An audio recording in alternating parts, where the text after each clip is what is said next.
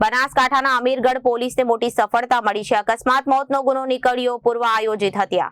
Amirgadh police station વિસ્તારમાં બાટાવાડા ગામમાં વાહન અકસ્માતમાં 10 દિવસ પહેલા થયેલા મોતના કેસમાં ચોંકાવનારો વળાંક સામે આવ્યો છે।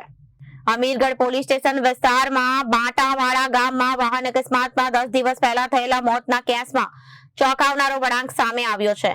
અકસ્માત ન હોતો પણ જમીન દલાલીની અદાવતમાં કરાઈ હતી હત્યા અને ગણતરીના દિવસોમાં જ હત્યારા ગણેશ પોપટભાઈ રાજપૂત ને 4 વ્હીલ ગાડી સાથે દબોચી લેતી પોલીસ આરોપીએ જમીન દલાલીના મંદુકમાં મૃતક ઈશ્વરભાઈ પટેલની રેકી કરી અને ગાડીથી ટક્કર મારી અકસ્માત ખપાવવાનો કર્યો હતો પ્રયાસ। ટેકનિકલ સર્વેલન્સ અને હ્યુમન સોર્સિસની મદદથી અમીરગઢ પોલીસે ભેદ ઉકેલી ભારતીય ન્યાય સંહિતા હેઠળ કલમ હેઠળ ગુનો નોંધી આગળની કાર્યવાહી હાથ ધરી છે।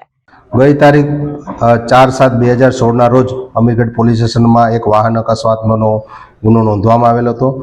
આ ગુના કામે જે મરણ જનાર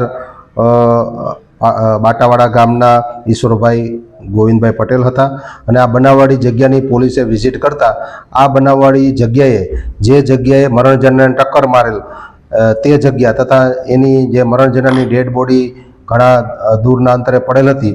આ બનાવ શંકાસ્પદ જણાઈ આવતા અમીરગઢ પોલીસ ટીમ દ્વારા આ બનાવવાળી જગ્યાની વિઝિટ કરી અને મરણ જનાર પોતાના ઘરેથી ખેતર તરફ જવા નીકળેલ તે દરમિયાનના સીસીટીવી ફૂટેજ અને આજુબાજુના નિવેદનો લેતા આ ગુના કામે રામપુર કરજા ગામના ગણેશ પોપટભાઈ રાજપૂત નાઓએ ટક્કર મારેલ હોવાનું જણાઈ આવેલ અને મજકૂરને પકડી અને પૂછપરછ કરતા એને કોઈ શંકા સંતોષકારક જોવા આપેલ નહીં અને ઊંડાણપૂર્વક તપાસ કરતા આ જે ગણેશભાઈ પટેલ છે આરોપી એની ઈરાદાપૂર્વક આ મરણ જનાર ને ટક્કર મારી અને મોત નિપજાવેલ હતું।